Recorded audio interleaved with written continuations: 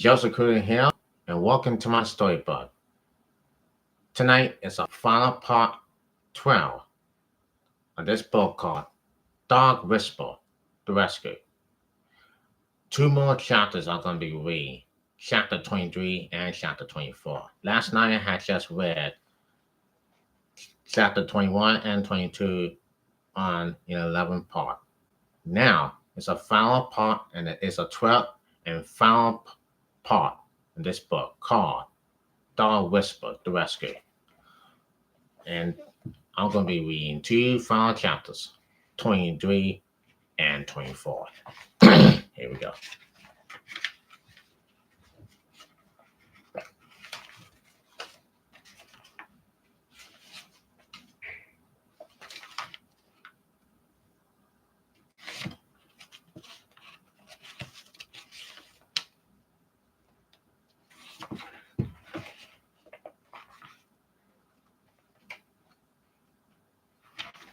Chapter 23.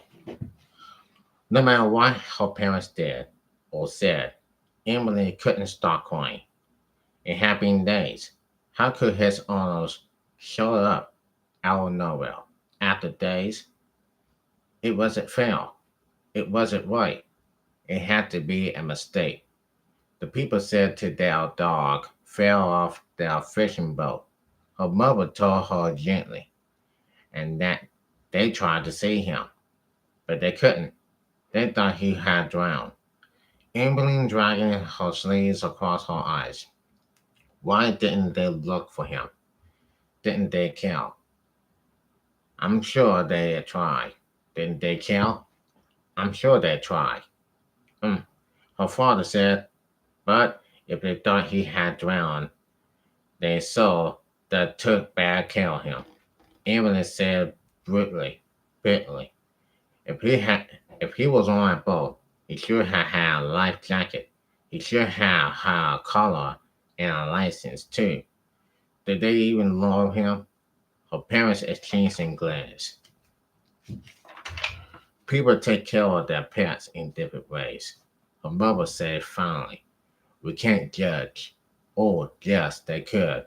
Emily hugging her dog more tightly. Well, I'm not giving him back. No way. Her father sighed and sat down on the floor next to her. Emily, I know this is awful, but there really isn't anything we can. I'm not, she said. Not ever. Not to anyone. No matter what. She spent the next few hours in the den crying, with her arms wrapping tightly around her dog. Zach stayed very close to her the entire time, and the fact that there was no way to explain what was going on to happen, what was going to happen to him, to both of them. The next day made things even worse. She did take time to send short, miserable emails to Bobby and a few of her other friends, so that no one would ask her, hey, how's that? Questions ever again. But other than that, she just cried and cried and cried some more. Her parents came in together and separately, but she didn't talk to them. And after they kept checking on her instantly, she turned out the lights and hovered on her side on the couch so that she could pretend to be asleep. She knew they were trying to help her, but right now she didn't care. All that mattered was that she was going to lose her dog, and there was nothing she can do to stop it. Crying so much was exhausting, but she never fell asleep. If they were going to take her dog away from her, she didn't want to miss even a second of the time they haven't left together. Losing him was going to be like losing herself, and she couldn't imagine what life would be like without him. It was just starting to get light out when she heard a small object smack against the window and then a really faint loon call, which could only be Bobby. But at 6 in the morning, she peeked outside through the curtains and saw him standing down in the yard. He had a finger to his mouth, then monitored for her to come out. So she grabbed her hoodie and stepped into her clover's hind tops. Shh, she whispered to Zach, who followed her as she kept sobbing into the kitchen and then slipped outside.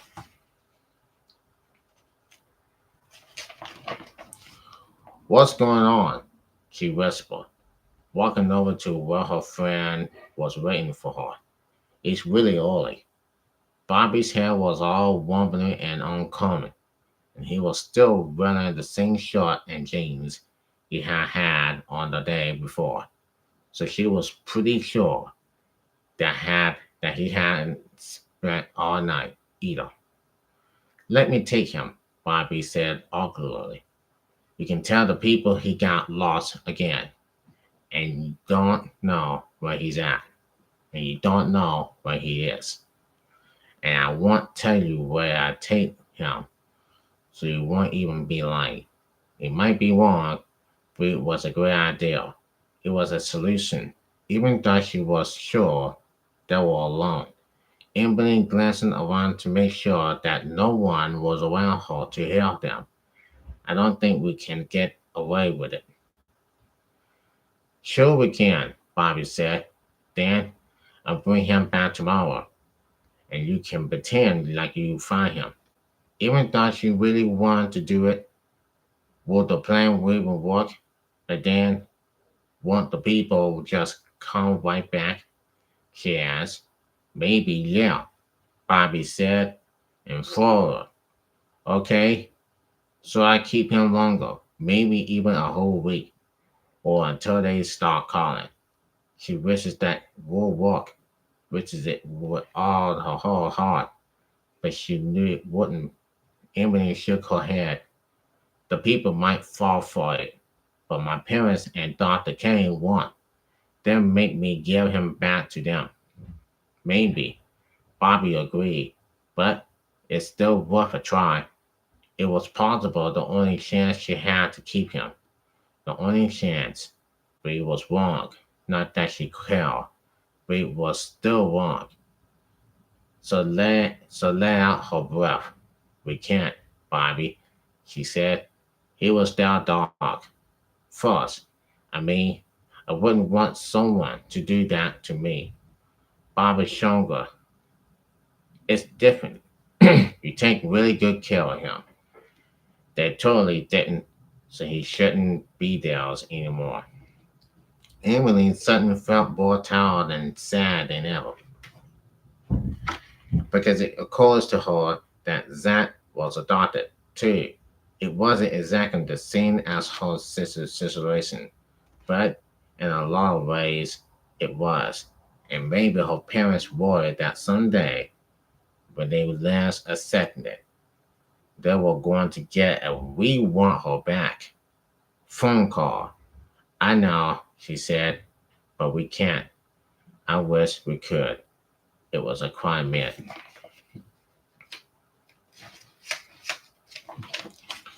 Are you sure? Bobby asked. I'll totally do it. You know I would. And at the very least, it might mean that she'll get to have few extra days with her dog. That was blowing against her leg, and she wobbled her ears gently, just the way he liked it. I know, she said, but I'm sorry, we just can't. Bobby looked very disappointed, but he nodded. But I'm really glad you wanted to do it, Emily said. We're friends, Emily, Bobby said. I'm always happy. And if he ever needed, she would always have him. Unfortunately, this time, there was nothing else. There was nothing either of them can do to make things better. When she walked back into the house, Zach keeping stride with her the whole way. It took every bit of strength she had not to run outside again and said, Bobby, I changed my mind. Let's do it. If the people had taken all this time to look at ads and haven't even called the animal shelters to see if anyone had find him, they did deserve to have him. And when they showed up in a few hours, was that going to be to was that going to be happy to see them and glad to go? That was almost the worst thought of all. Her mother was sitting at the kitchen table with a very serious expression on her face. Was that Bobby out there? She asked.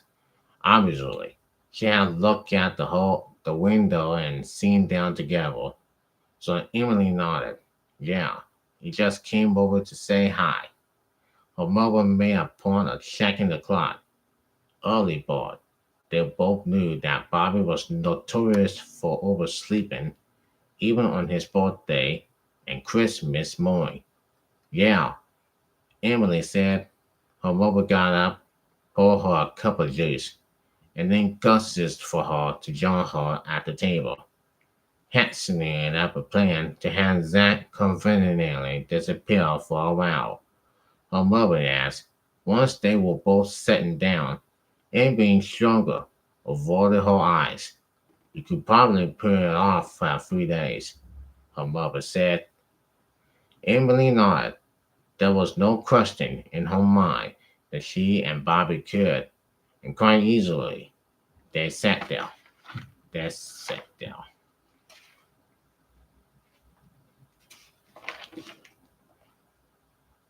What did you decide to do? Her mother asked. Finally, what did that mean to have permission to hide that away from the people?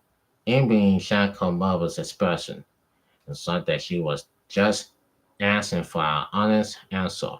Nothing. The people will just come back and take him when he showed up again, she said. Ah, her mother nodded. But you had done it if it, you had done it. But you had done it if you were sure you could get away with it. Was she? I'm not sure, Emily said. Maybe. Her mother nodded. Okay, that's honest. I understand why you would want to. But if you did, how do you think it would make you feel? Very, very guilty. Like I was setting someone's dog. Emily said quietly, and her mother nodded. They sat silently at the table for what seemed like a long time. Zach stayed by her side every second, and she pinching her nonstop, pinching him nonstop.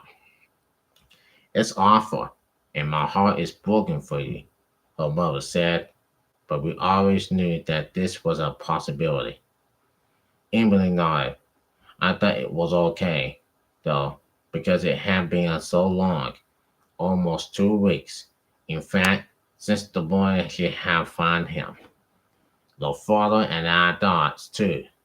The father and I thought so, too, her mother said. She wasn't sure which would be worse, if Zach did want to go with them and leave her, or if he had, or if he didn't want to go with them. Is there any way at all I can help? Her mother asked. Emily shook her head. All they could do now was wait for the people who were going to come and take her dog away from her forever. Chapter 24, the final chapter in this book. They were supposed to go over to Oceanside Animal Hospital at 10:30 to meet Zach's real owner, who was apparently a man named Miss McGraw, Mr. McGraw, Mr. McGraw. With every minute that passed, Emily got more and more upset. If it had been a hell dog, and he was dog dog, she would have gotten her parents to drive her over the night before. As soon as she heard us that someone had found him, she would never have wanted to wait until the next day to see him. It wasn't fair, and if Zach had come to her for a reason, Why was he going to be taken away like this? That wasn't fair either.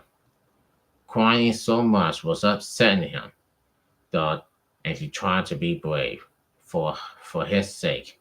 Maybe he loved her and his own honors, and she shouldn't do anything to make him feel unhappy. She should just pet him and hug him and feed him like this was a normal day, so that he wouldn't feel as terrible as she did.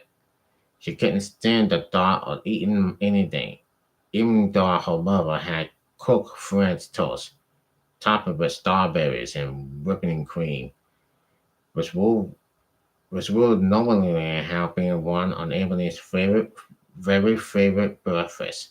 Right now, the thought of eating made her feel sick. Zach seemed nervous, probably because he's seeing how upset she was, and at about 9:15, he got up and began pacing nervously around the den. He walked back and forth, breathing and limping, and kept pausing by the windows to stare outside. Then he would whine and pacing some more. Evelyn couldn't bear the thought of taking him on what would be their final walk together. But if he need to go out, he need to go out. Okay, she said, and rubbed her sleeves across her eyes to wipe away the tears that were still falling as often as not. Then, out of nowhere, she had the remains of an old blue pickup truck rattling along the road, and as she did, that began to whine noisily. Then he stood up on his hind legs with his paws on the winds on the window sill. His owners, dogs, had amazing senses of smell, and he probably knew somehow that his owners were coming to get him. Zack came over to nurse her leg partly, and then went back to pow at the window screen. He barked loudly and then went his paws across the screen, and thought he was going to leap right through it. Inside, Emily's heart sank. Okay, he did sense his honor. He recognized it in the sixth skin, which meant that he really did belong to someone else, and that she was about to lose him. She caught adjoining remains of the pickup truck stop, and then flashes of some man, and the animal hospital. Yes, she was definitely picturing the animal hospital, and that was absolutely desperate to get over there and be reunited with the McGraws, the real owners. People have obviously loved and must have missed so much more. They should have even realized.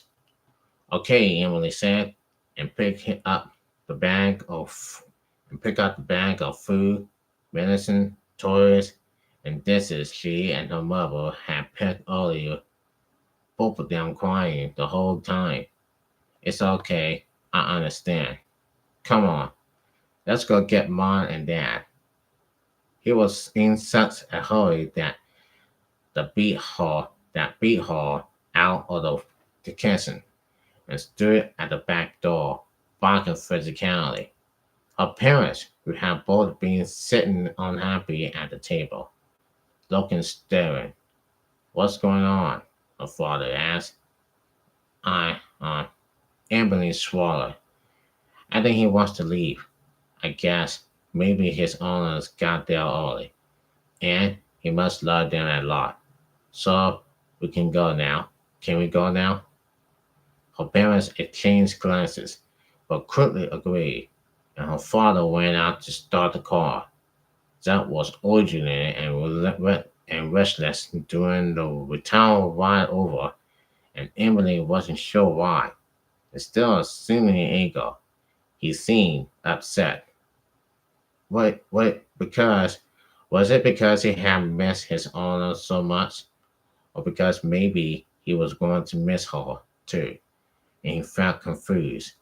Maybe he knew how sad she was, and so he couldn't relax and enjoy the excitement of seeing his owners again.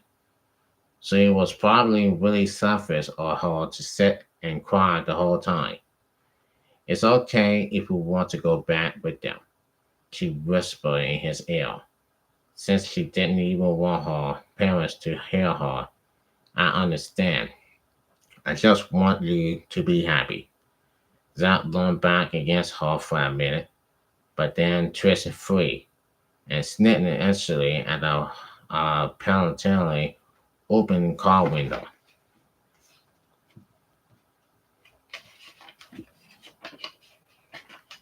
It didn't make sense, but she was sincerely angry. Was Zach angry? She found herself picture Dr. K, and he was angry. And was he angry? Someone was definitely angry, but she wasn't sure who it was. And said, okay, maybe she was angry about having to get him back. But no, that wasn't it either. Emily closed her eyes, feeling such a jumble of remains and emotions that she couldn't sort them out. It probably wasn't help that she was so tired and sad, but it was still really confusing. When they got to the animal hospital, she saw the beat up she saw the beat up blue pickup truck she had pitched in it. It was parking crookedly near the front door, taking up at least two spots. The cargo bed was full of old-fashioned gear, and it took a look at start. The truck hadn't been washed or polished in many years. She didn't want to give Zach back. She didn't want to get out of the car. She just wanted to go home and let Bobby take Zach and hide him for as long as possible. Well, her mother said, and let out her breath. I'm so sorry about all this, Emily. She didn't want to walk into the vet's office soberly, so Emily nodded and whipped her sleeve across her eyes. As she started to open the door, Zach pushed past her but on a satin street and burst out of the car. Since Emily had been hanging on to her lead onto his leash, she was pulled right along behind him and could barely keep up. Zach ran across the parking lot, cast and all and banged his paws against the main door. Emily opened it for him and was shocked when she saw two large men inside yelling at Dr. Kasanowski. One of the men even had a baseball bat and had just broke the screen on one of the computers with it. Emily stood there, not sure what was going on what to say or do. Dr. Kasanowski's shirt was rough, and it looked like his glasses might be broken too. Go back outside, Emily, said sharply. The two men turned around, and Emily saw that they looked remarkably alike in baseball caps, faded t-shirts, torn jeans, and work boots. They were probably in their 30s, and neither of them seemed to have shaved recently. This is he. There he is. One of them men said grimly, and shook his fist at Dr. Kasanowski. You were trying to have him for us. I'll knock your black off. Look, that's him, the other man said. Come here, Wacky. Wacky? Zach didn't exactly glow, but his lip curled up, and he took several steps and aggressive steps towards the man. Dr. Kasanowski moved quickly, guiding Emily towards the door. Go outside, please, right now, and leave Zach and Dr. Kane in here alone. With mean man. Are they wobbles? She asked. Now, Dr. Kasanowski said again, trying to push her outside, just as her parents were on their way in. Hey, her father said. Once he got a look at what was happening, his voice sounded deeper than usual. In fact, it was a new Lord, don't mess with me voice. What's going on here? We had a little misunderstanding, Dr. Kasanowski said. These men thought we might have found our dog. However, I think we can all agree that they were well mistaken. Emily blinking in confusion. What was he talking about? Everyone started at everyone else, and Emily's mother broke the silence. Emily, go wait in the car, she said. While the rest of them were in danger, it might get hot. Emily shook her head firmly. No way. Emily, her father said. She ignored him, holding Zach's leash protectively. Hey, folks, calm down. One of the strangers said, we're not about to bother some little girl. I'm Bus. I'm Butch, and this here is my brother, Jim. He indicated the man with the baseball bat. Just give us our dog that the vet here stole from us, and everything will be okay. Me and my brother, I'll take him and go away. Okay, Dr. Kasanowski, and plentifully, I'm going to need for the $4,000 for his medical bills first. The two men stared at Dr. Kasanowski, and Emily stared at her parents. Had they really spent that much money to help Zach get well? Jim recovers first. We're not paying you anything, man. He's our dog, and we're taking him. Zach was supposed to live with people like that if they were really his owners. No one he had gotten lost and hurt. Oh, I don't think so, Emily's father said, very grim. No, I don't think so at all.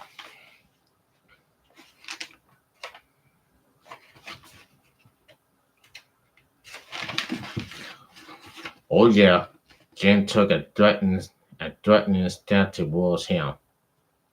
Oh yeah, oh yeah, Jim took a threatening step towards him. And who's going to stop us? Well, I am. For one, Emily's father said, folding his arms across his chest. And I am so, and so I am, and so am I. Dr. Kasanowski said. Emily's mother nodded. That makes three of us. In the meantime, Zach narrowed his eyes and took another step towards the man. Butts and Jim looked at each other uneasily. No, we're not looking for any trouble, Butts said.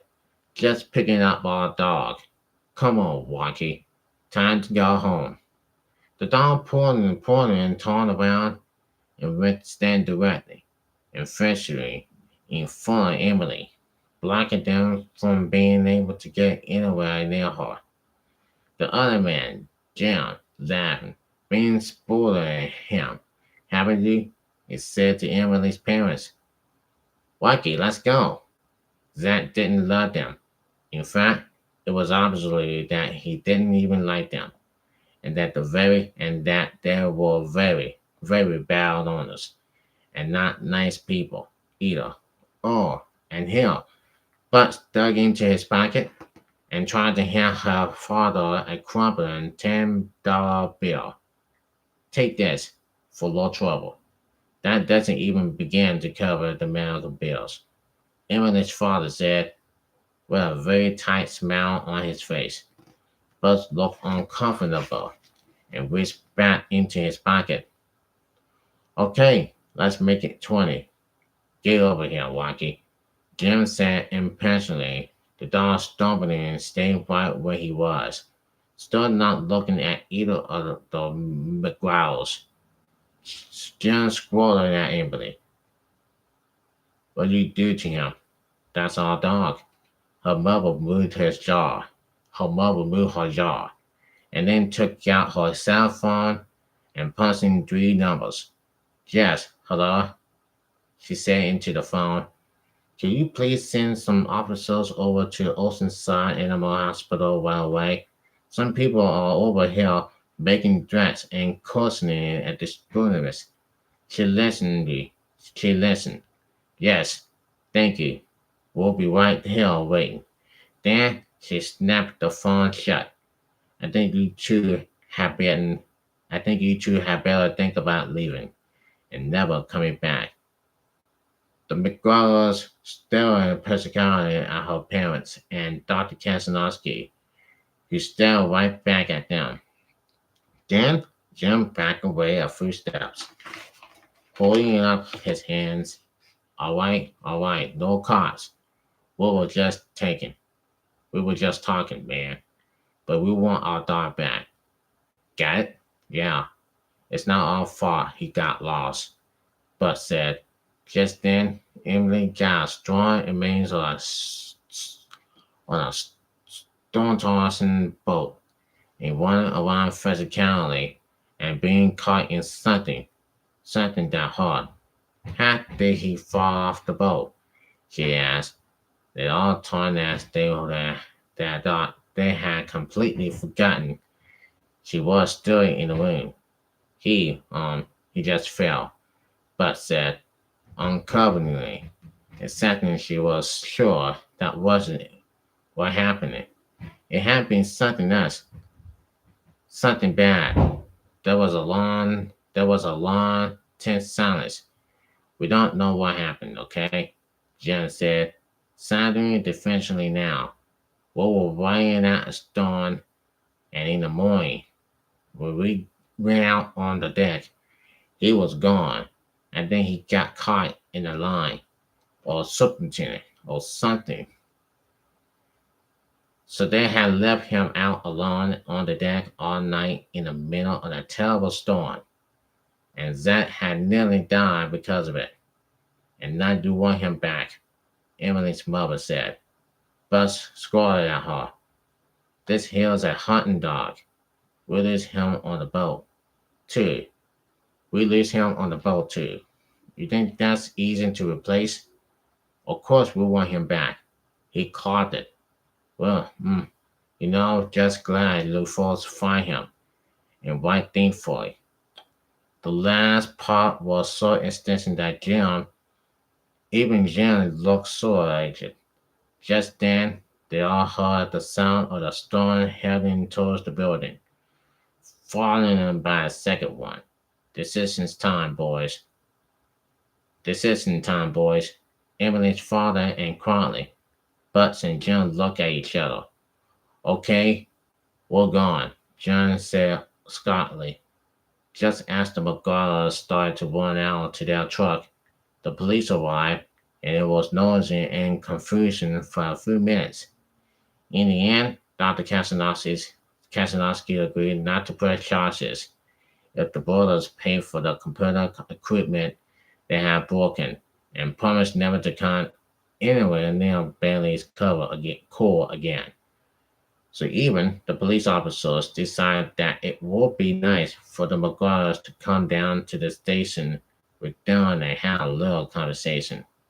The police officers ushered the brothers outside, and Emily and her parents and Dr. Kasanowski watching as the two squad cars escorted the pickup truck out of the parking lot. The McGraws were gone for good.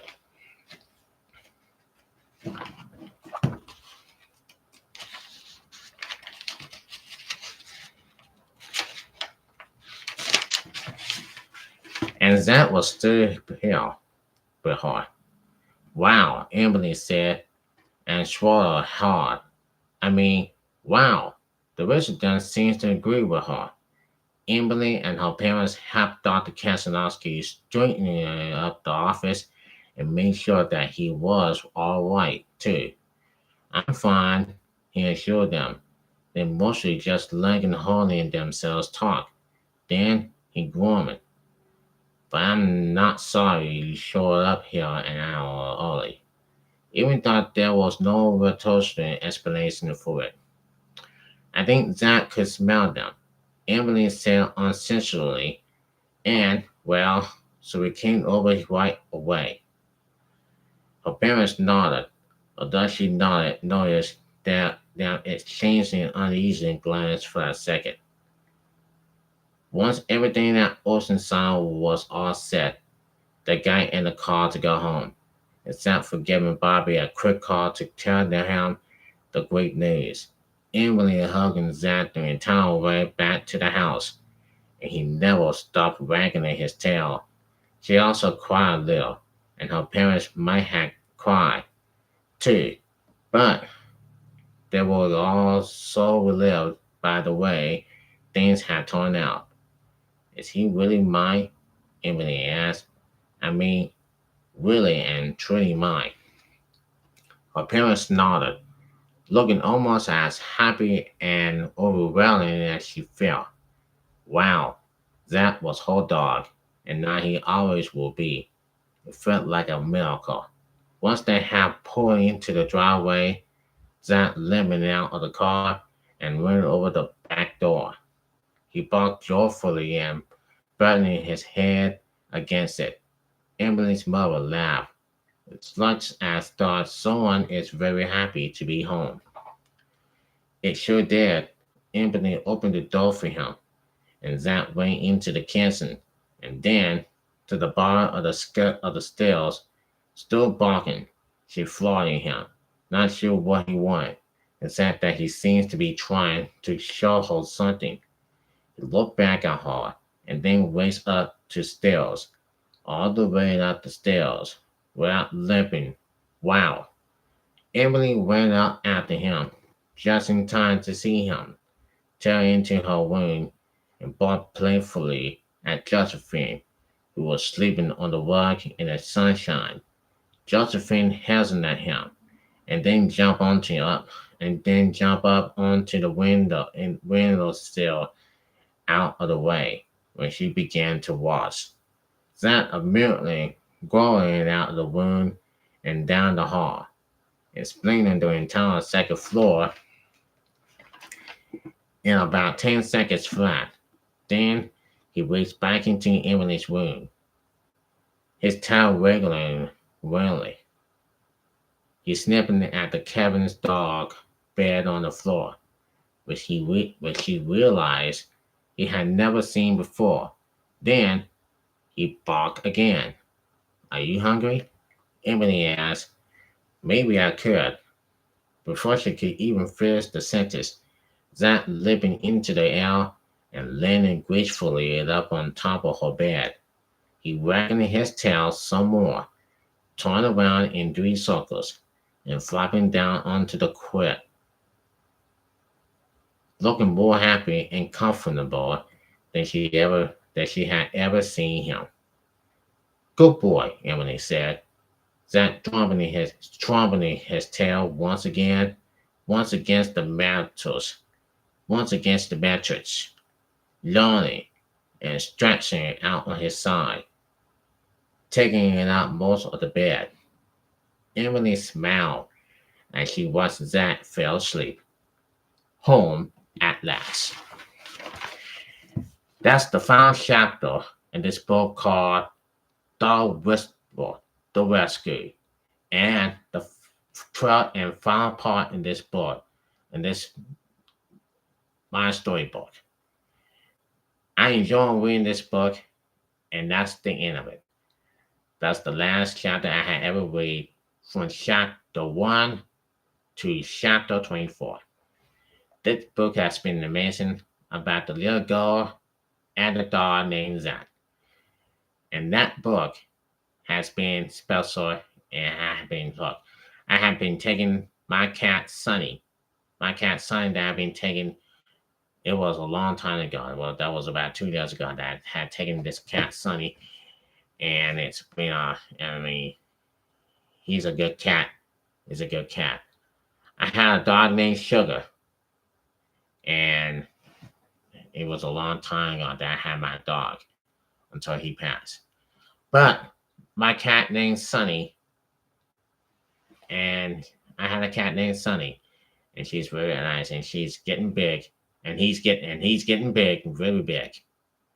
And the book that is that I love this book. But now I love this book called Dog Whisper, The Rescue. The story about the little girl named Emily and the dog named Zach was special. It was really good read. That's gonna be it for now. I'm Joseph Crudup. I hope you're watching on that live stream. Until then, take care, everybody, and be blessed. Thank you.